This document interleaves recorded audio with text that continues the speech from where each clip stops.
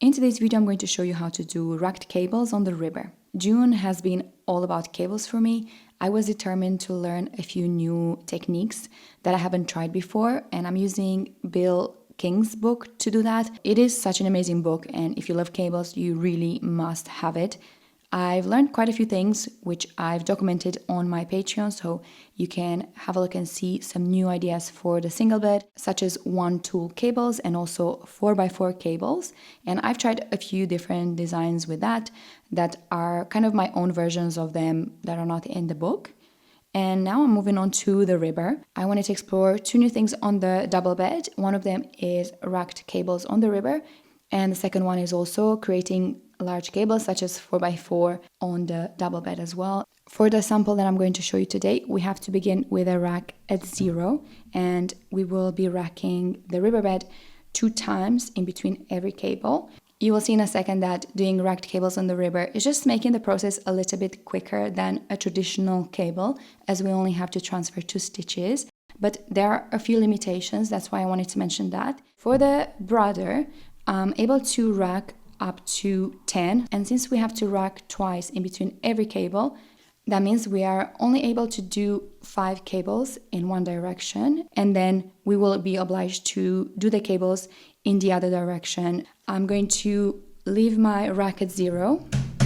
For the sample that I'm going to demonstrate for you today and the needle arrangement that we're going to use, it's very important that the beds are in half pitch so that the needles don't crush into each other and cause any issues. There might be better ways to cast on this sample, but I will begin with a full needle rib. So I'm bringing 40 needles in work on both river and main bed. I'm using 2 ends of a cotton to knit this sample, which is about a 4-ply. Normally, to knit with this yarn in stockinette, I would use tension 6 or 7. So here I will do tension 3 for the cast on row. I'll add 2 of the small barrel weights. Let's see if that's enough. I'll set my carriages to knit tubular, and I'll knit 3 rows.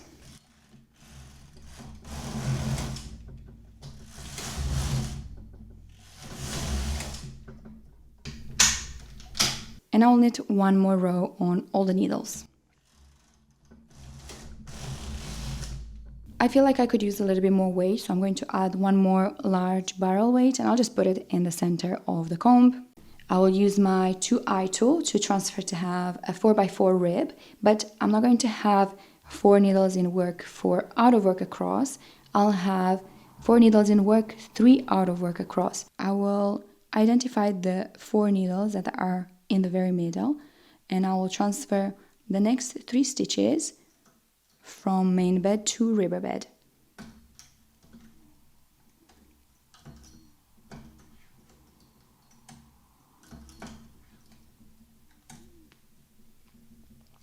And I will continue like that. I will skip the next 4 stitches and I will transfer the following 3 from main to river bed.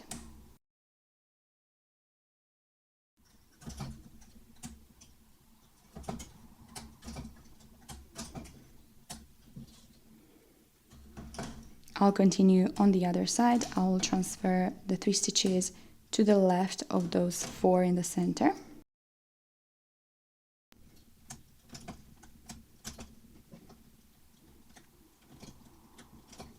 This is the first needle here that has 2 stitches from this transfer, and I will transfer the next one from river to main bed, actually the next 3 ones.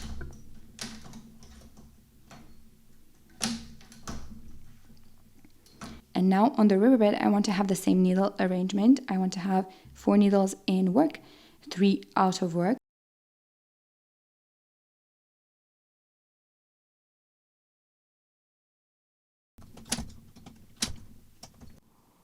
Another important thing to mention about racked cables on the river is that when you are sitting at the machine, the right side of your sample will face you, as the cables will be visible from this side, not the other one. I'm going to set a tension to 6 on both main and river bed.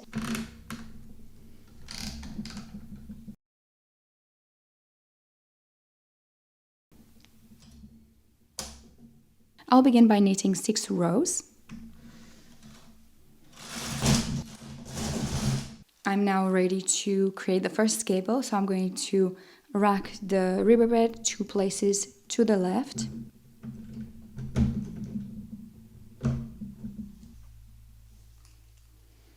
And you can see now that 2 of these stitches and needles are opposite the ones on main bed, and these will be the ones to transfer to create that cable. I'm going to begin transferring from the left, so just a little bit easier, and I'll transfer the first 2 stitches over the other 2 stitches that I have.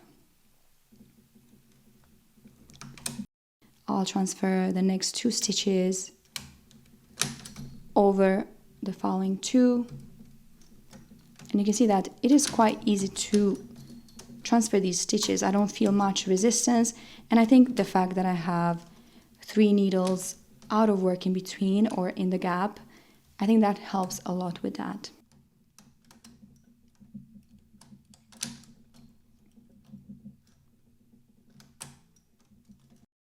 And that was the first set of cables done, and we are back to having the same needle arrangement we had at the very beginning.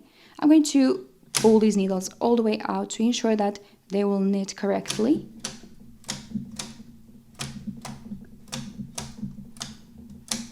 And I will knit 6 rows.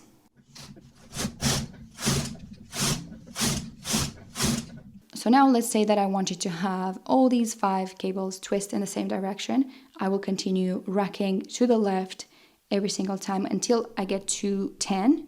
So I will continue with 4 more twists or 4 more cables. So I'm racking twice to the left. So now my rack is at 4, and I'm going to repeat the process just like before.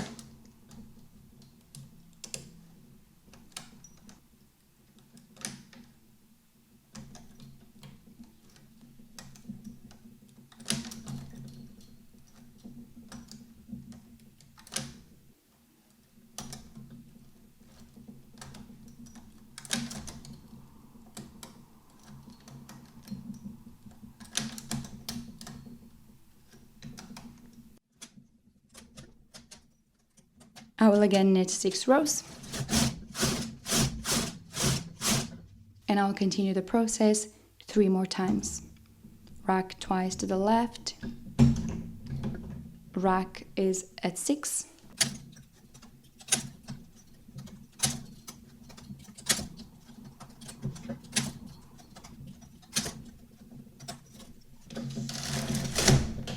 you can see why it is really useful to bring the needles in holding position before knitting rows, because I attempted that without, and now my carriage is stuck.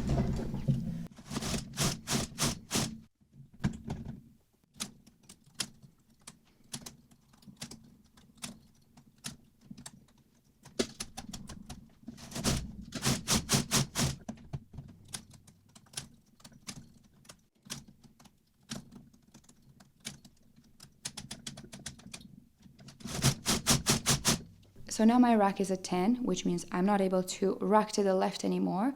I'll have to rack in the other direction, which will make the cable twist in the other direction.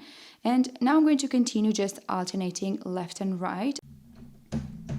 And now I'm going to mirror everything that I did before. I'm going to begin on the right side, and I'll transfer the stitches to the left in the same way.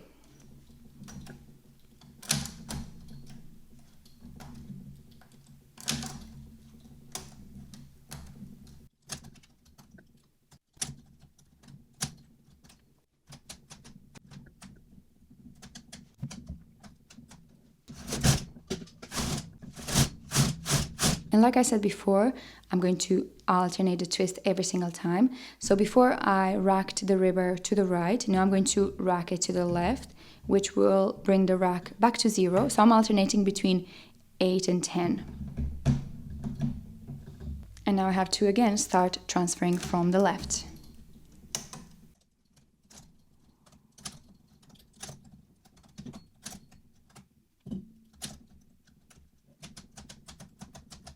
If you want to play with different patterns and different twists, a good idea is to actually write down what you're doing. This is a very basic example on how you can write that down. And this doesn't have to be just alternating left and right. It could be 2 to the left, 2 to the right, and so forth.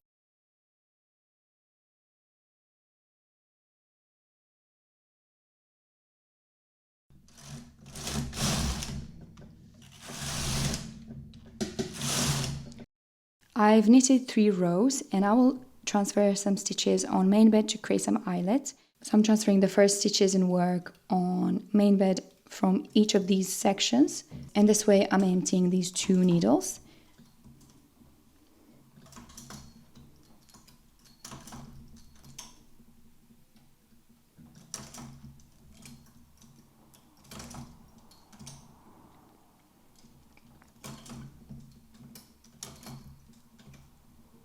Now making sure to place the needles that I've emptied back in working position, and I'll continue with 3 more rows until I'm going to rack again.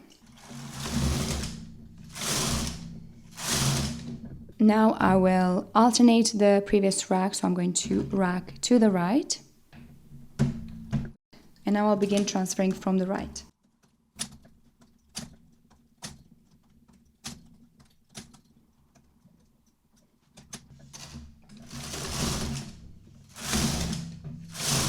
And I will transfer again to create those eyelets on the main bed.